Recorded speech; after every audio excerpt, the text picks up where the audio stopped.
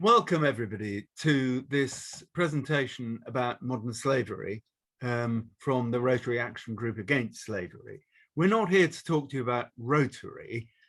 We're here in an attempt to try and explain what we think our duties are as citizens, because whilst governments around the world are doing something, they can't control two very important areas in this appalling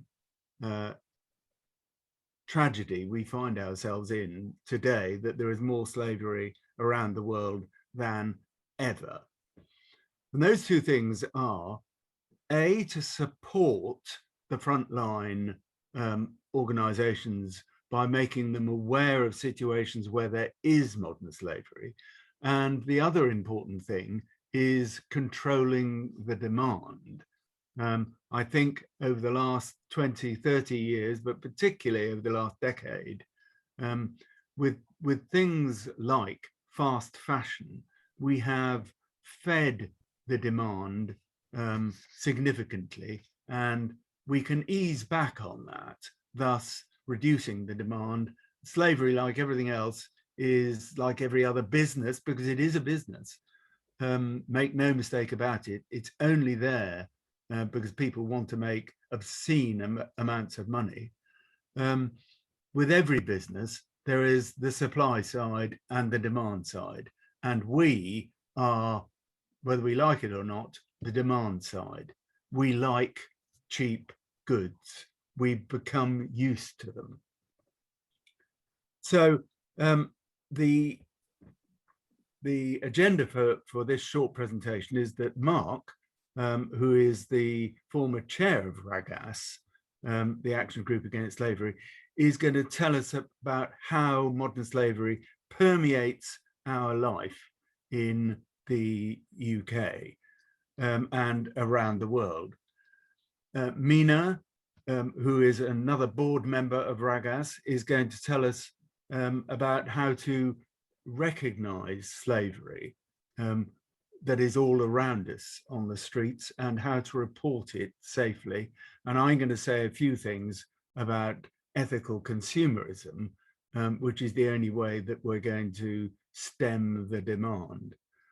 So take it away, please, Mark. Thank you. Thank you very much, Simon, for the opportunity to speak. Today, we are living in an era of unprecedented turmoil. Before the present pandemic, record numbers of people were fleeing wars, persecution, and natural disasters, and terrorists were lurking on every continent. And the international community was grappling with acute migration challenges in regions like the Mediterranean, the Balkans, Africa, and the Bay of Bengal. Now we have an even worse situation caused by the coronavirus, which to my mind is our generation's polio epidemic. COVID-19 is negatively affecting everyone on Earth, but it will not affect everyone equally. The need to isolate, to retain a livelihood, to access healthcare, and to withstand the economic shock of lost income, coupled with inflationary prices, will affect the poor far more severely than the rich. You see, when people face significantly limited options because they're poor, discriminated against, marginalized, and largely unprotected by their own national laws, COVID-19 is likely to cause a significant deterioration in their health and their chances of survival.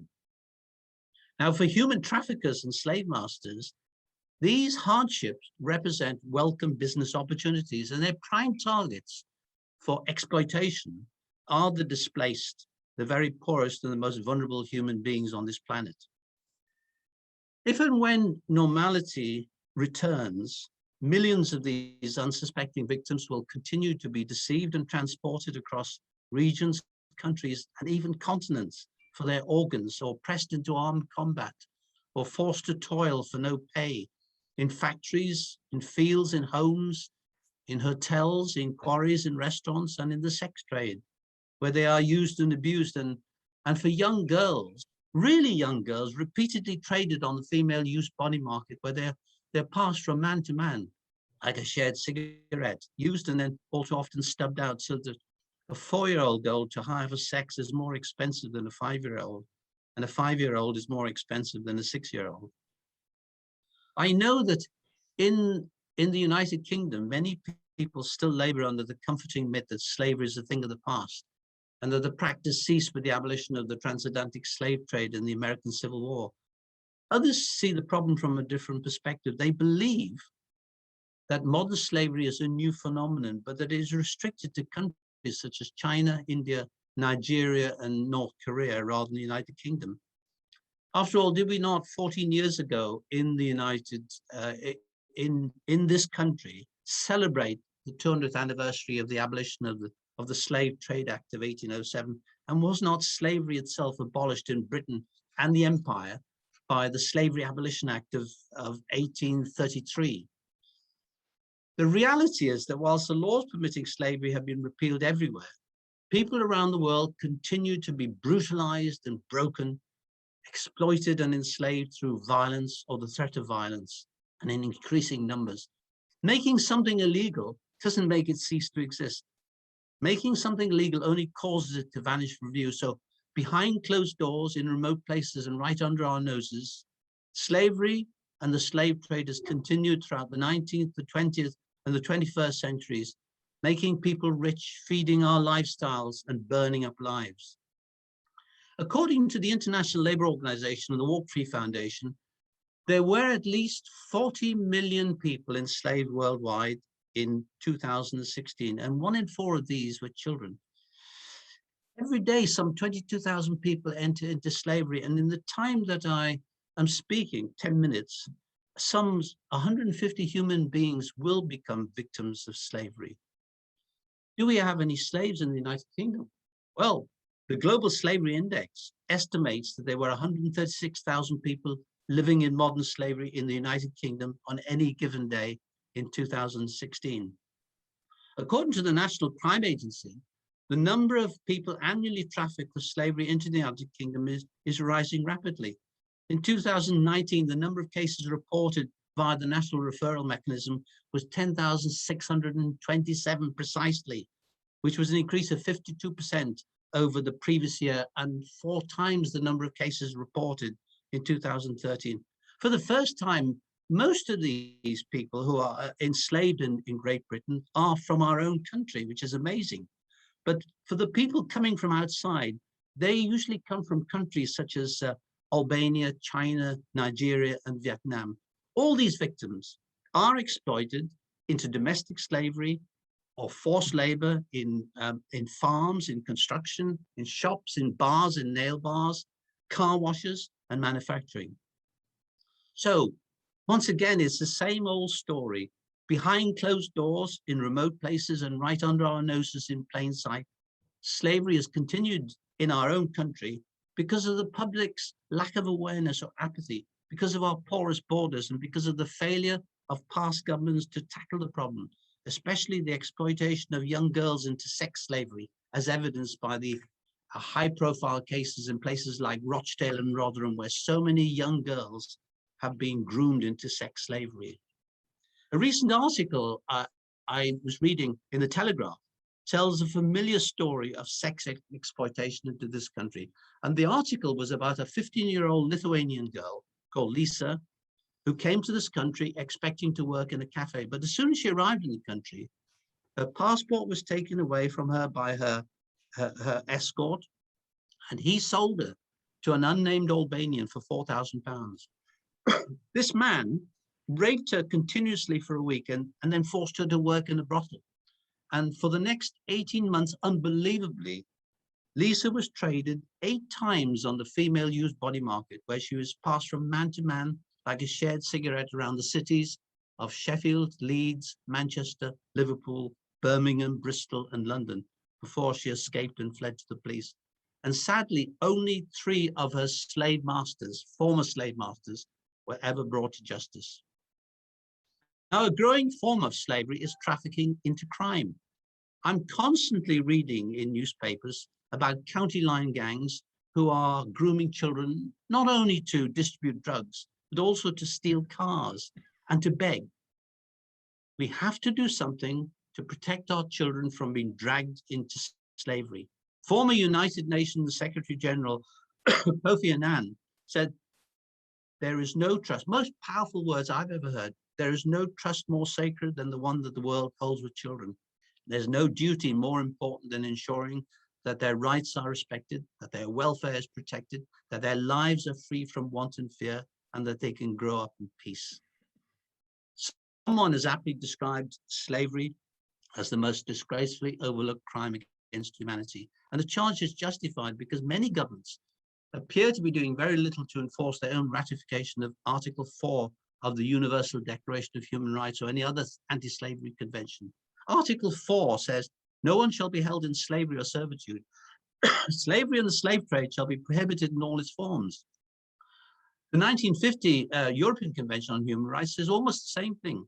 Their Article 4, no one shall be held in slavery or servitude. No one shall be required to perform forced or compulsory labor. Yet, the Global Slavery Index informs us that of the 183 countries assessed, only 31 have ratified the International Labour Organization's 2014 Forced Labour Protocol. 47 countries have not yet criminalized trading in slaves or human trafficking. 96 countries have not yet criminalized forced labor. 133 countries have not yet criminalized forced marriages. And when you think that of the total 40 million people, forced marriages is part of that number, 15.4 million forced marriages. And yet these countries have not yet criminalized that evil practice. So as a result of governmental inaction, the traffickers and the slave masters are getting away with it. Over the past decade, there's been no significant improvement in the overall criminal justice response to these crimes against humanity. According to the 2020 Trafficking in Persons report issued by the US State Department, the number of victims identified in 2019 was a mere 118,932, the precise number. This represents only 0.29% of the total number of people estimated to be enslaved worldwide. The total number of prosecutions was a mere 11,841, again, 0.029% of the total estimated enslaved population, whilst the number of convictions is a pathetic 9,500. So, how can we as individuals or as organizations help in the fight against modern slavery? Well, there are many steps, but the first step is the only one I'm going to mention. We can educate ourselves about modern slavery and help others to become aware of the problem. One of the major problems with slavery, of course, is that it is hidden. Remember what I said earlier, making something illegal doesn't make it cease to exist. Making something illegal only causes it to vanish from view. So behind closed doors, in remote places and right under our noses in plain sight, slavery continues. So with that point in mind, our next speaker is Mina Chiang, who is an anti-slavery activist and a board member of the Rotarian Action Group Against Slavery. And Mina will tell us how we may be able to spot victims of human trafficking and what to do and who to call when such a suspicion presents itself. Over to you, Mina. Thank you so much, Mark, for the concise and amazing talk. Hi, everyone. So I'm going to talk about how can we spot and identify the sign and also to report. So my speech will be in 3 parts. First of all, the mindset and the signs and how to report. So about the mindset, police officers and the government are always looking for more information. And it's like completing a jigsaw. None of us have the full information, but each of us knows something about the society and we can all contribute something. So the idea is that don't worry about your judgment and don't worry that if you don't know everything, because none of us know. And we don't need to have to make the judgment, but we can just basically report and let the professional make the judgment. And really, modern slavery can be everywhere. It can be in a nail bar that you have just a visit yesterday. You can be the car wash that you visit last month. It can be actually in your church that you attend every Sunday. It can be in your neighborhood. Like, it can be actually much closer than we think. And if we just really open our eyes and ears, we can spot the signs. The idea is also really to be the voice of the voiceless. We have talked to many victims and survivors, and many of them really share these strong emotions and sometimes angers that how come nobody have come forward to support when they are in the most desperate situation. How come the good people that claim to be the good people actually did nothing to alleviate their pain? We have also talked to police officers and legal sectors, and they really say that really appreciate all kind of little information, because the truth is, in our society, we don't have enough people making those calls and reporting enough information. So be the everyday heroes and do something that's just really around our community, and be the everyday hero that's really changing people's lives. So the second part about the signs, how can we really spot the signs and what are the signs? So first of all, the important thing to know, while modern slavery and human trafficking is everywhere, very often that the victim may not actually know and aware that he or she is a victim. Maybe they just believe they are simply doing a super terrible job. Maybe they simply believe they are just paying back the debt they have owed to somebody else. And because they are also receiving those terrible treatments and sometimes being told that the police and authorities are actually their enemy. So they may be actually fearful of police and also of authorities, and they may be reluctant to seek for help. So these are all really common and we need to bear in mind. And more than that, for example, if you see somebody who are having signs of abuse, for example, physical signs or like mental traumas, like anxieties, loss of memories, that can be really something that you wanted to, tell somebody, tell the police officer. And they may also be really fearful of telling their stories. Where do they live? Where they come from? Like, what do they do in their work? They may be fearful. And also, they may be unaware or like facing this treatment of lack of freedom of movement. So for example, passport confiscation that actually don't allow them to move from place to place in a backyard or in somewhere else. That's really not having the freedom to travel to wherever they want. They can be paid in a very minimum, very tiny pay. So really disproportionate when you consider the labor they have given for like 24 hours, but maybe paid very, very little. And they maybe also have limited access to the medical cares. So you may see the signs and they just continue to accumulate those kind of medical situations. And like Mark has mentioned, many of them can be, for example, not from necessarily nationalities of the place you are living right now. So they maybe actually have no passport or the right document because documents are withheld by their traffickers, or in a way to putting them into a more desperate, vulnerable situation. And so there's also really, like Mark mentioned, there will be different kind of trafficking. So for example, we heard about the case of Lisa being moved to cities and cities. So if you see someone who's actually traveling in a weird time, like in the midnight, or like in a car full of girls, in a building that children are coming in and out in a normal way, or like men are coming in and out, these are all really signs that we must be vigilant and thinking about how can we tell somebody else, like, don't be alone and making a judgment, tell somebody else. So about reporting, how can we report when you see such unusual activities in the society? If you're in the UK, then you can use the Modern Slavery Helpline, which is 08000 121 700. And you can also submit it online if you don't think calling is a more suitable way. And this helpline is operated by Unseen, the organization that operates 24 hours, 7 days, so you can contact it any time.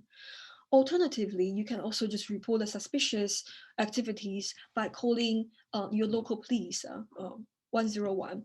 And that's also a very good option, because they know the local dynamics. They may have already been collecting information about certain activities. And if you believe somebody is trafficked or in immediate danger, then you should really call 999 straight away. So these are the informations that to be called if you're in the UK. However, even if you are in the UK, everywhere in the world, there must be some kind of reporting systems. So I encourage you to really go online to find the information. And we are very, in a way, mixed feeling to know like the reporting numbers in the past few years have increased. Of course, that means like we see more traffickers and more case of victims. But if it has been hidden in the past, but right now we have just finally been able to spot it, that's the trajectory that we really want to see, like more people reporting it, more people spotting the sign. There's a quote that really influenced very strongly. So the quote goes like this: the only thing necessary for the triumph of evil is for good men to do nothing. So if you believe you are a good man, really do something. That's the most important thing we can do in our daily lives. And so I encourage you to really take a look on the internet and keep learning the information, and to also share the information with your families and friends. Modern slavery is only possible to be eradicated when all of us are taking some responsibilities. Of course, governments, NGOs, and police and officers, they all have their job to do. However, we have so many people on the world, and they will not be able to see every single corners of the world. Only when all of us are taking some responsibilities that we are able to finally eradicating this disturbing crime. So now I'm going to over to Simon. Simon Zhang going to talk about the ethical consumerism, because shopping is like a voting. Every time when we are purchasing something, we are basically showing our support to a certain type of companies and to their practice. So being able to really be conscious of what we buy and how do we understand the process is so keen and so important in our daily lives. So Simon, a secretary and also the board member of the Rotary Action Group Against Slavery, over to you. Thank you, Mina. As you say, shopping isn't merely a commercial transaction, it is an ethical transaction as well. And you're voting with your purse as to who you're supporting or not supporting. And in this case, it is very, very important and central to ending the practice of modern slavery for us to vote with our conscience, to buy with our conscience. So just some ethical consumerism basics. I'm sure many of you will know much of this, but just in case it's a subject that's pretty new to some people, I'll start with some basics. The first of which is never buy knockoff or counterfeit goods. They are almost certainly sourced from organized crime, and child or adult slaves will be used in their production.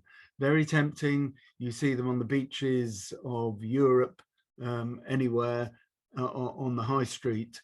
Don't touch it with a barge pole. Fair trade. Fair trade has had its fair share of criticism, and by no means is it perfect, but it's the best we've got.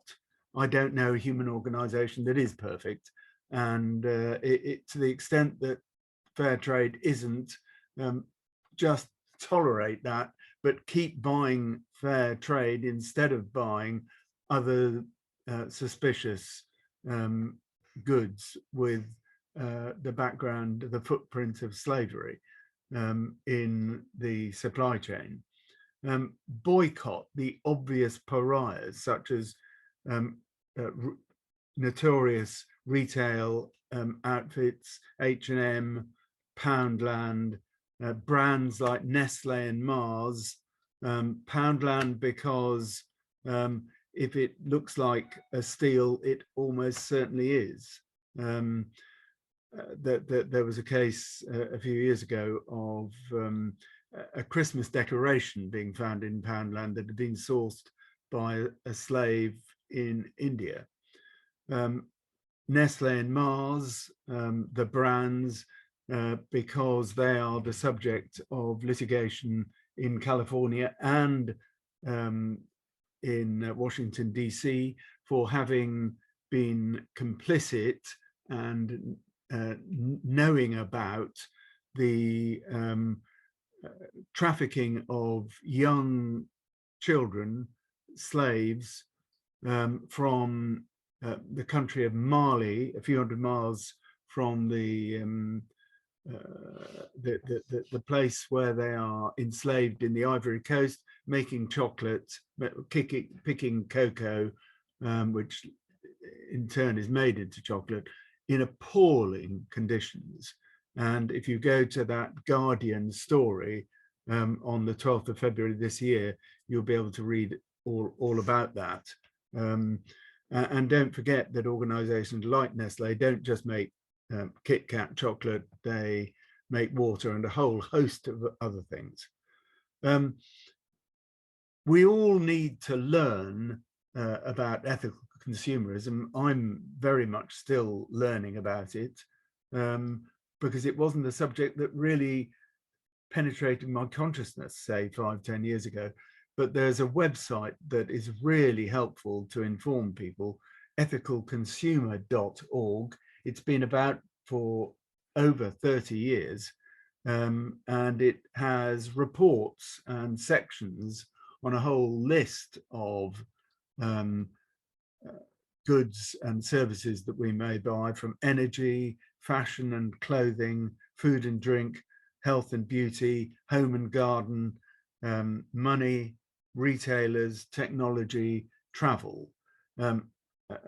This comes at a price, but a very low price. You pay something like £24, I think, a year in order to subscribe to their reports. And that you could do far worse than starting off with that as a base. And there are other things one can do, such as owning less.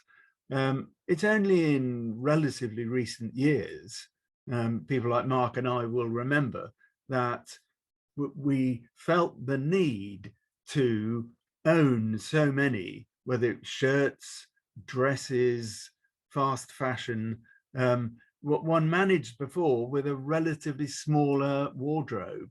And life was no different, no less enjoyable. It is perfectly possible to live a life without quite so many goods. Shop pre-loved. Many people wouldn't dream of buying a brand new car because they realize how much they lose when they drive it out of the showroom.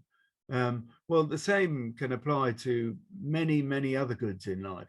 And there's absolutely no need generally to have the latest brand new item. Learn more and spread the word everywhere, so that not just you, but members of your family, as Mina said, your friends, help others to become responsible, ethical consumers. And that way we will begin to roll back the demand for slave-made goods.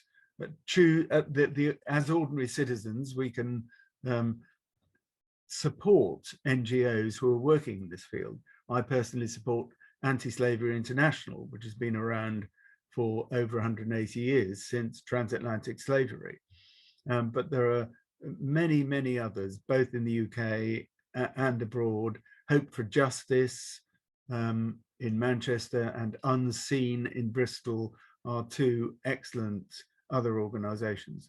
Shop at independent local retailers or co-ops and trusted labels. There are two particular apps which I recommend. One is Good On You for clothes, and you just open the app, put in the name of the brand you're thinking of buying, and it'll give you a very good report. That's Good On You. And another one is Giki, like Nikki, the name, but starting with the G-I-K-I.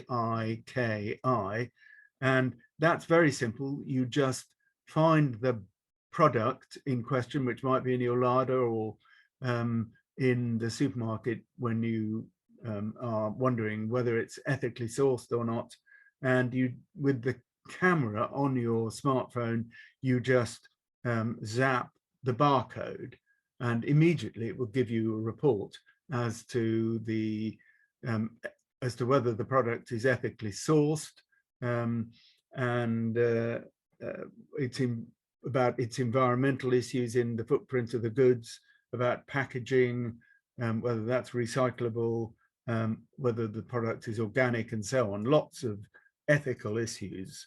But not only does it tell you whether it's good or bad, if it's not good, it will give you alternatives. So that's, I think, really helpful to have not just a report on whether it's good, but what to buy in lieu of that item otherwise.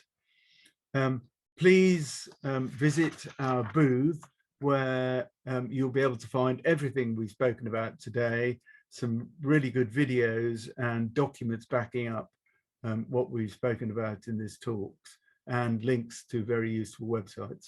So thank you very, very much indeed for coming and listening to us, and good luck in your campaign as a citizen to make a contribution. Each of us has a small but important contribution to make. Thank you.